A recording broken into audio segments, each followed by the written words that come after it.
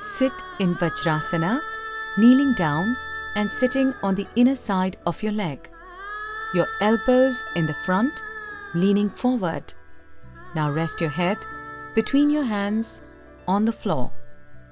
Slowly raise your abdomen to form a mountain pose, resting on your toes alone. Now slowly lift your right leg, bending at your knee.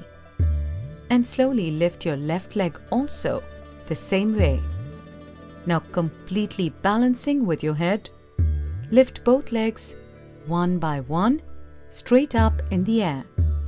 Stay a while and very gently bring the legs down one by one to rest back in first position. Sit in vajrasana, kneeling down and sitting on the inner side of your leg. Your elbows in the front, leaning forward. Now rest your head between your hands on the floor. Slowly raise your abdomen to form a mountain pose, resting on your toes alone. Now slowly lift your right leg, bending at your knee. And slowly lift your left leg also, the same way. Now completely balancing with your head, lift both legs one by one, straight up in the air. Stay a while and very gently bring the legs down one by one to rest back in first position.